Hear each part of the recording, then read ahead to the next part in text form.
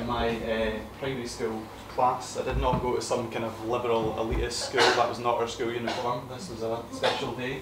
We're doing a play about the sea, I think it was. Anyone guess who I am in that picture? Anyone hazard a guess? No? No takers? Right, I'll spoil it for you. So I am this very glaikit ginger child on the left hand side there. On the right is my friend Mark.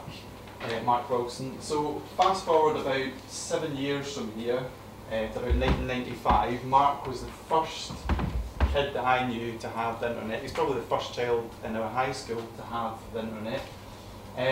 I lived in a very normal house on a council estate in Dunfermline. Mark came from a slightly more middle class family. I used to go and mooch off the internet in his house, and we would spend hours and hours in this whole brave new world exploring things, finding answers to questions, anything we could think of. The thing that was really exciting for us was actually those human connections that we built online. So 1995 was the year things like Lycos chat rooms, for those of you who are old enough to remember those, and things like CompuServe chat rooms. So the first time building human connections online, speaking to people all across the world, sometimes months and months at a time, and having to play out this kind of life that almost felt more like reality for me than what high school actually felt like. Sometimes I was not very good at making friends, not very good at keeping friends a lot of the time as well. And for me, life online felt much more like real life than the life that I had at high school. So, fast forward into I think about 1999, things like MSN Messenger came out, and then MySpace, and then Facebook, and then eventually Twitter, where I have met some of my best friends. I spent time in California in May this year with two of my friends that I met on Twitter. My friend McCulloch, who I know from Glasgow, who used to live in the East End, is now married to a guy that she met at the Red Hot Chili Peppers forum, and now lives in California. So for me, that world online is as real as the world we're all operating in here.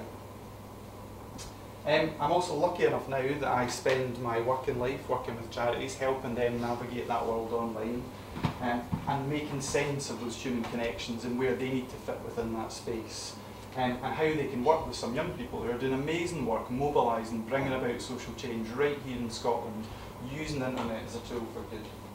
Now, in 1995, it was not the norm to have the internet. I was one of the few people I know who I knew at that point in time who had been online.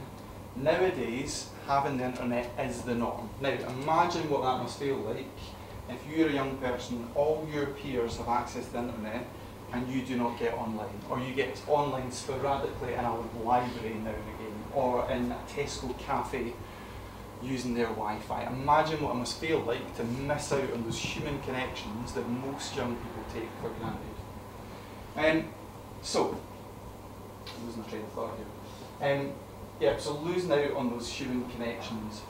And it's often those children and those young people that are most excluded that are the ones that could benefit from this stuff the most. So that young woman who's gone through the care system, who struggles to make friends, but who keeps that network of friends online.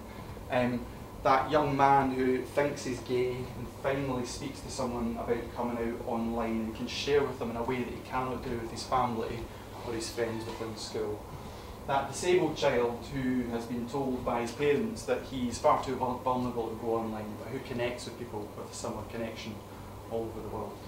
So thinking about how do we support those young people who need this most, what do they need in their lives? So, to make sense of all this stuff, so the eagle-eyed amongst you will notice that I am not a young person, so I have no idea why I'm in front of you talking about young people. So I went to St Mungo's Academy in the East End, and I spoke to Peak. I think there is some people from Peak in the room. There we go. So this is their youth theatre group. So I've been lucky enough to do some work through my own work with Peak, and I went along and spoke to them to try and make sense of all this stuff.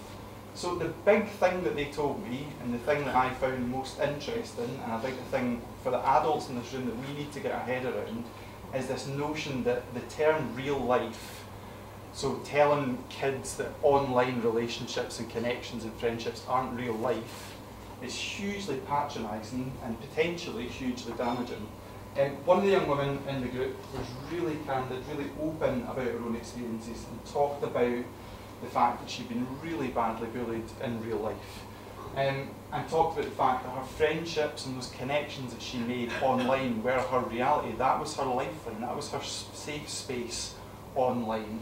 Now, the idea that an adult in her life would tell her that those connections and those friendships have no meaning and they're not real life, I think is really hurtful. And what that must have felt like for that young woman who did not have those connections in her classroom where she'd been randomly thrown together with a bunch of kids. So starting to think that simple step that we can take as adults, that simple step of just acknowledging that those online friendships are real life, has as much validity as those connections that young people make in school. That same young woman also talked about the fact that that bullying that happened in real life had spilled onto online, where people were basically hounding her on various social media networks and setting up fake personas to harass her online. So I am not here to tell you today that this is a happy, clappy world where everything is going to be okay for young people and they'll go online and make friendships. It's actually, we need to reflect the reality that the internet is real life, with its ups and downs and its roller coasters. That is what it was like with this young woman. Okay, so this is a deliberate white slide, by the way. I've not completely goosed things up. This does often happen to me. So, how do we ensure that we don't paint a one-dimensional picture of the internet, that we treat it with respect, we treat young people's online relationships and friendships with respect? Now, I was doing some research for this talk and I was looking into supporting young people to make friendships online, so I thought there's going to be lots of charities of advice. What's been talking about this? Now, the first thing that you find on Google when you Google supporting young people to make friendships online is this. So, talking to young people about extremism. When I did a search, just a very general search on the TED website, and this video will probably never be shown on the TED website because of this, but anyway. So this is what you find when you search young people. The first video, how young people join violent extremist groups. So all very positive, we're all adults supporting young people online, and this is the way that we're framing stuff, is they are all extremists. So we need to stop painting this one-dimensional picture of the internet that is entirely filled with risks and danger. We need to acknowledge that there are lots of dangers online. There are people grooming children. There are people cultivating extremism. Those are real people. The danger is if we paint this one-dimensional picture of the internet and we tell young people this is what it's like, we risk pushing them even further away and putting them in even further danger. So how do we have these meaningful conversations with them? So, really interesting piece of research from a woman called Alexandra Samuel, who is a technology researcher, and she looked at data from 10,000 parents and came up with basically 3 different groups of parents in terms of how they communicate with their children about the internet and digital technologies. And the first group are what she identifies as digital limiters, so parents who do everything in their power to stop their kids using technology and having access to the internet. And the second third of parents, about 10,000 parents that she looked at the data for, were digital enablers who allow their kids to have access to things like iPads and access to the internet, but don't speak to them about it. So they let them have free reign, but don't have conversations, and don't monitor what channels they're actually using online. This same group are also the types of adults who use this hideous term, digital natives, a lazy term concocted by adults that does not reflect the reality of how children use the internet. We have this assumption because they can use an iPad, because they can go online, that all young people must somehow weirdly instinctively know about digital tools. A complete nonsense. The third group are what's known as digital mentors. So a group of parents who realise that if the off switch is the only method of control and the only way that we speak about the internet, we are painting a very one-dimensional picture. We are possibly putting children in even greater risk when they come to that point of actually having access to the internet, which they inevitably will. These digital mentors are also the group of people who are working with those young people to understand that more and more technologies are emerging every year. Those young people who are about to go into a world of work where automation is going to be the norm in a whole range of sectors, where digital skills are going to be critical for healthcare, for teaching, a whole range of areas. And also thinking about more and more of our friendships and relationships are going to be played out online. Simply blocking access to the internet does not equip young people for the future that they are about to face. So thinking about the adults in this room, how can we aspire to become digital mentors? Not just parents, but if you're the teacher in a young person's life, if you are the social worker in that young person's life, or if you work for a charity in a project working with young people and they don't have that digital mentor in their life, how can you aspire to be that digital mentor? So, this is a quote from one of the young people at Peak, so I'll let you read that very quickly.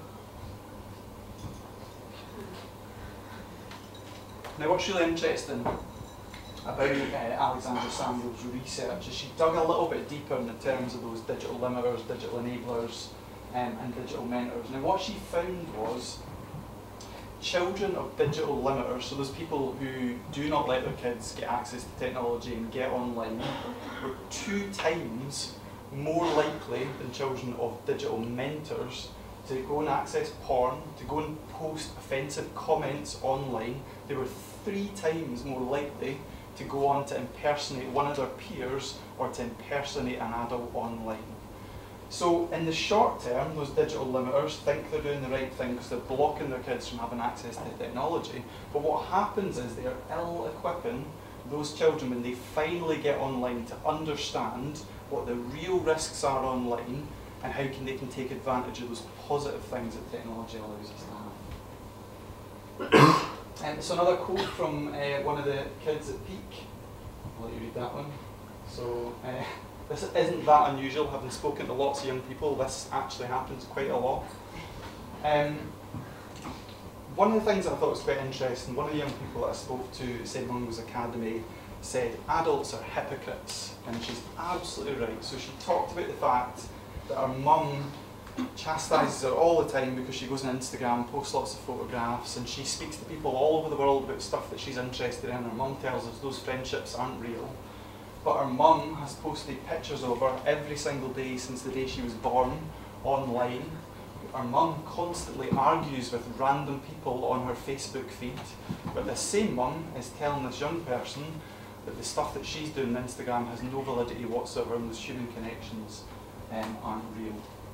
So think about, as adults, how can we be good role models for those children and people? How can we speak to them about the complexities of those online relationships? And the NSPCC are really clear about this stuff. The kids that are most unlikely to access inappropriate material and have inappropriate relationships online are the ones where there's an adult in their life talking openly and transparently about the internet with them, not just blocking internet access to those stuff. Okay, so I'm going to shut up now. I will leave you this slide. And if you don't know about Peak, go and have a look into Peak. They're an amazing charity doing the work in the East End of Glasgow and all over Glasgow now.